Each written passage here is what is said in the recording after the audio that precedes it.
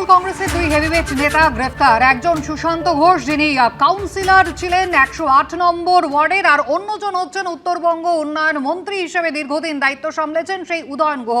দুজনকেই গতকাল গ্রেফতার করলো পুলিশ এবং দুজনকেই আজকে আদালতে পেশ করা হবে। পাশাপাশি ছবি আপনারা দেখতে পাচ্ছেন এবং একই সঙ্গে আমাদের দুই প্রতিনিধি, দিনহাটা থানা থেকে আমাদের প্রতিনিধি শুভেন্দু ভট্টাচার্য এবং লালবাজারে, যেখানে কিছুক্ষণের মধ্যেই পুরী থেকে ধৃত সুশান্ত ঘোষ, প্রাক্তন তৃণমূল কাউন্সিলর, তাকে নিয়ে আসা হবে। সেখান থেকে আমাদের প্রতিনিধি আবির দত্ত। আমি প্রথমে দিনহাটা থানায় আপনাদের নিয়ে যাব। উদয়ন গুহকে ইতিমধ্যেই দিনহাটা থানায় নিয়ে আসা হয়েছে। গতকাল কলকাতায় ফুলবাগান থেকে তাকে নিজের বাড়ি থেকে গ্রেফতার করে পুলিশ। কি বলেছিলেন দেখুন। কি বলবেন আগে শুনে নি, তারপরে এটা কি বলবেন কি বলবেন আগে শুনে নি, তারপরে জানি না তো কি বলবেন। বেল পড়াই আছে আপনাকে রীতিমতো বললাম আমি শুনে নি, তারপর বলছি। সরাসরি দিনহাটা থানায় আপনাদের নিয়ে যাব। শুভেন্দু ভট্টাচার্য আমাদের সঙ্গে রয়েছেন। শুভেন্দু, আজ ভোর 5টা নাগাদ সড়ক পথে গতকালই রওনা হয়েছিলেন পুলিশ আধিকারিকরা উদয়ন গুহকে নিয়ে। কিছুক্ষণ আগেই তারা থানায় পৌঁছে গিয়েছেন। উদয়ন গুহর বিরুদ্ধে আজ মূলত কি কি অভিযোগ?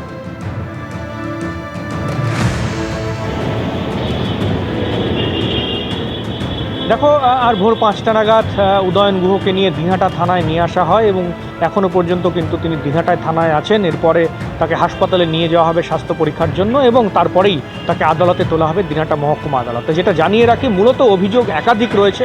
তবে গত 11 তারিখ একটি অভিযোগ জমা পড়ে। এক মহিলা অভিযোগ করেন যে 2016 সাল থেকে তিনি এই যখন দিনহাটা পুরসভার চেয়ারম্যান ছিলেন, সেই সময় থেকে একাধিক ব্যক্তির কাছ থেকে ঘরের নাম করে প্রায় 40 থেকে 45 হাজার টাকা করে তুলেছেন এবং ওই মহিলার কাছ থেকেও তিনি টাকা নিয়েছিলেন। সেই মহিলা গত 11 তারিখ একটি মামলা করে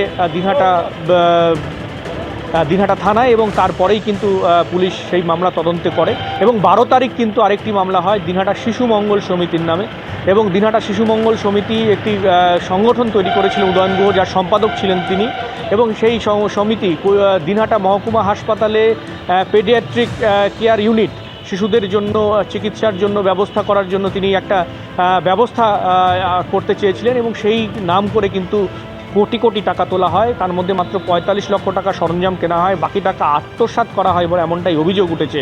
সেখানেও এক ব্যক্তি অভিযোগ করেছেন গত 12 তারিখে। মূলত এই দুটি অভিযোগ রয়েছে বর্তমানে তার বিরুদ্ধে এবং এই ঘটনাকে কেন্দ্র করেই কিন্তু তাকে গ্রেপ্তার করা হয়েছে এখনও পর্যন্ত, সেটাই জানা যাচ্ছে। এবং আজকে আদালতে তোলা হবে কিছুক্ষণ পরে এবং তারপরেই কিন্তু পরিষ্কার হবে ঠিক কোন অভিযোগের ক্ষেত্রে তাকে গ্রেপ্তার করা হয়েছে। আজকে 5টার সময় যখন তাকে নিয়ে আসা হয়, তাকে জিজ্ঞেস করা হয়, তিনি কিন্তু কিছু মন্তব্য করতে চাননি, কোনো কথা বলতে চাননি।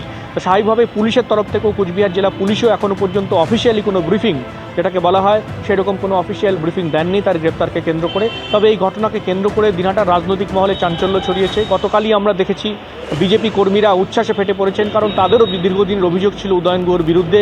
তাদের ঘরবাড়ি ভাঙচুর, মারধর, এলাকা ছাড়া করার অভিযোগ ছিল উদয়ন গুহর বিরুদ্ধে, উদয়ন গুহর অনুগামীদের বিরুদ্ধে। সব মিলিয়ে এই ঘটনাকে কেন্দ্র করে যথেষ্টই উত্তেজনা দিনহাটায় রয়েছে এবং আজকে যখন আদালতে তোলা হবে, কড়া নিরাপত্তার মধ্যেই তাকে তোলা হবে যেমনটা জানা যাচ্ছে, যাতে করে যে মানুষের যে ক্ষোভ রয়েছে তার প্রতি, দিনহাটার সাধারণ মানুষ তথা বিজেপি কর্মীদের যে ক্ষোভ রয়েছে, সেই ক্ষোভ যাতে প্রশমিত করা যায় বা আছড়ে না পড়ে তার উপর, সেই ব্যবস্থা করেই কিন্তু পুলিশ তাকে দিনহাটা মহকুমা আদালতে তুলবে এমনটাই কিন্তু জানা যাচ্ছে।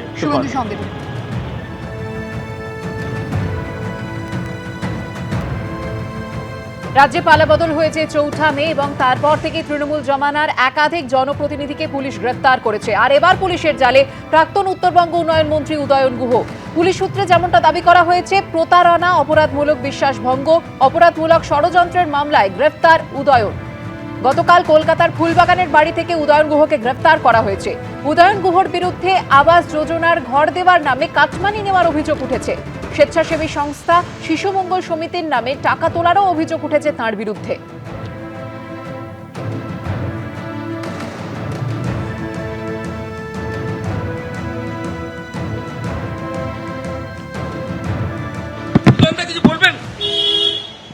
আপনার এগেইনস্টে চিটিং এর কমপ্লেইন বলছে।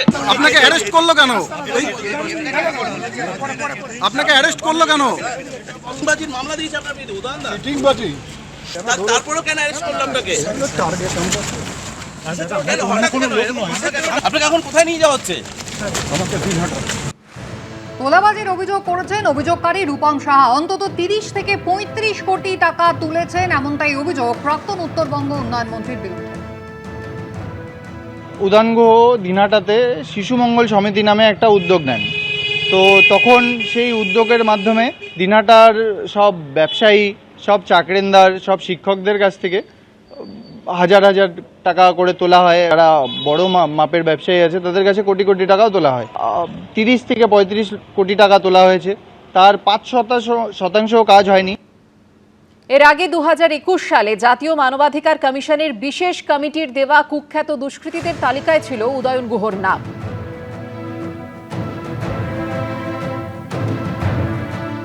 কথায় আছে, পাপ বাপকেও ছাড়ে না।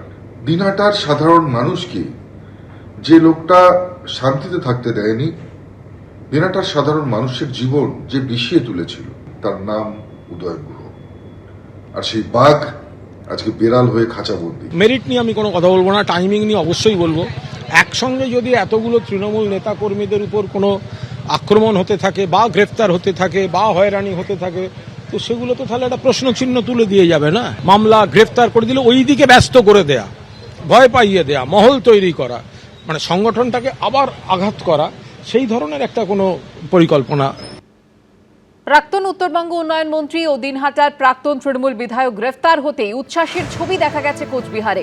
উদয়ন গুহ গ্রেফতার হওয়ার পর গতকাল রীতিমতো মিষ্টি খেয়ে আবির খেলতে দেখা গেছে বিজেপি কর্মী সমর্থকদের। উপস্থিত ছিলেন দিনহাটার বিজেপি বিধায়কও।